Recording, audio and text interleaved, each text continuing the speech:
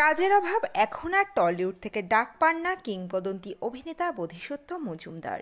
কেমন করে দিন কাটছে এই বর্ষিয়ান অভিনেতার? বিস্তারিত থাকছে প্রতিবেদনে। বন্ধুরা, চ্যানেলে নতুন হলে চ্যানেলটি সাবস্ক্রাইব করতে পারেন ও ভিডিওটি শেয়ার করতে পারেন। একসময় বাংলা ধারাবাহিক এবং চলচ্চিত্র জগতের অভিনেতাদের মধ্যে সুদর্শন এবং ব্যক্তিত্ববহুল শিল্পীদের মধ্যে অন্যতম ছিলেন অভিনেতা বোধিসত্ত্ব মজুমদার। এই অভিনেতাকে সেই অর্থে কোনোদিন নায়কের ভূমিকায় অভিনয় করতে দেখা না গেলেও তার কাজ দেখে মুগ্ধ হয়েছেন বহু দর্শকেরা। ৮০ কিংবা ৯০-এর দশকের সিনেমায় একসময় চুটিয়ে বড় পর্দায় কাজ করেছেন অভিনেতা বোধিসত্ত্ব মজুমদার। কিন্তু আজ নতুন মুখেদের ভিড়ে দেখা মেলে না কিংবদন্তি এই অভিনেতার। তবে এখন কেমন আছেন তিনি, কি করে সময় কাটাচ্ছেন? জানা গিয়েছে দিনের বেশিরভাগ সময় তিনি বাড়িতেই থাকেন। প্রসঙ্গত, অভিনেতার পরিবারের কেউই আগে থেকে এই পেশার সঙ্গে যুক্ত ছিলেন না। তবে নাচ গানের বেশ চল ছিল তাদের বাড়িতে। এদিকে ছোটবেলা থেকেই নাটক করতে পছন্দ করতেন বোধিসত্ত্ববাবু। প্রাথমিক জীবনে অভিনেতা দেবরাজ রায়ের সঙ্গেই বহুদিন ধরে নাটক করেছেন তিনি।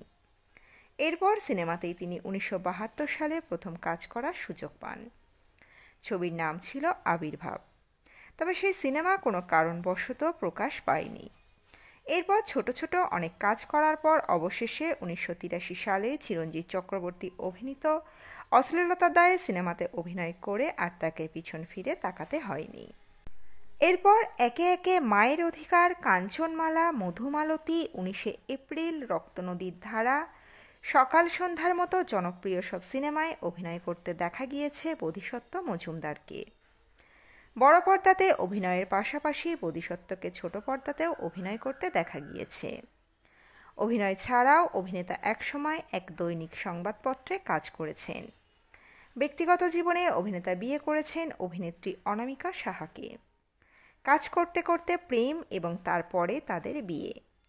এদিকে আবার অভিনেত্রী এক সাক্ষাৎকারে জানিয়েছিলেন তার রূপের জন্যই নাকি তাকে অনেক কথা শুনতে হয়েছিল। এদিকে বোধিসত্ত্ববাবুর কাজ করা নিয়ে তার সহধর্মিণী বলেছিলেন, আমি যেই সময় দাপিয়ে কাজ করতাম সেই সময় পরিচালকেরা এখন ইন্ডাস্ট্রিতে নেই, আর নতুনদের সঙ্গে আমার তেমন যোগাযোগও নেই, তাই বেড়েছে দূরত্ব। তবে ভালো কাজের সুযোগ পেলে তিনি নিশ্চয়ই করবেন। টলিউড বা বলিউড, নেপোটিজম চিরকালই ইন্ডাস্ট্রির অন্যতম অংশ ছিল। অনামিকার ক্ষেত্রেও তার ব্যতিক্রম হয়নি। কখনো বাঙাল বলে দাগিয়ে দিয়ে, কখনো আবার কালো মেয়ে বলে কটাক্ষ করে সিনেমা থেকে সরিয়ে দেওয়া হতো অভিনেত্রীকে। যদিও সাহায্য পেয়েছেন অনেকের থেকে, যার মধ্যে অন্যতম হলেন নায়িকার স্বামী বোধিসত্ত্ব মজুমদার। রত্না ঘোষালের ছেড়ে দেওয়া একটি চরিত্রে অভিনয় করতে গিয়েই স্বামীর সঙ্গে আলাপ হয়েছিল অনামিকার। স্বামীর হাত ধরেই প্রথম চেনা দক্ষিণ কলকাতার অলিগলি। বনেদি পরিবারের ছেলে হওয়া সত্ত্বেও কালো অনামিকাকে বিয়ে করেছিলেন তিনি। শাশুড়ির বৌমা পছন্দ না হলেও স্বামী কখনো তিরস্কার করেননি অনামিকাকে। মেয়ের জন্মের পর অভিনয় থেকে বিরতি নিয়েছিলেন ঠিকই, কিন্তু স্বামীর চাকরি ছেড়ে দেওয়ায় আবার থিয়েটার শুরু করতে হয়েছিল অনামিকাকে। যদিও আত্মসম্মানের খাতিরেই কখনো নিজের শ্বশুরবাড়ির পদবি ব্যবহার করেননি এই অভিনেত্রী। মেয়েকে বড় করাই ছিল তার জীবনের অন্যতম প্রধান লক্ষ্য। তবে এত প্রেম থাকা সত্ত্বেও আজ স্বামীর সঙ্গে ঘর করেন না অনামিকা। যদিও শ্বশুরমশাইয়ের শেষ ইচ্ছা অনুযায়ী একই বাড়িতে থাকেন তাঁরা। মেয়ে আজ প্রতিষ্ঠিত, সব ইচ্ছেই পূরণ হয়েছে তাঁর। একসময় ছবি থেকে বাতিল হয়ে যাওয়ার ভয় পাওয়া সেই অনামিকা আজ নির্ভয়ে ফিরিয়ে দেন একের পর এক কাজের অফার। তো বন্ধুরা, এই প্রতিবেদনে ছিল এতটুকুই। দ্রুত ফিরে আসছি এরকমই নতুন কোনো প্রতিবেদন নিয়ে। অজানা গল্প চ্যানেলের সঙ্গে থাকার জন্য সকল দর্শক বন্ধুকে অসংখ্য ধন্যবাদ।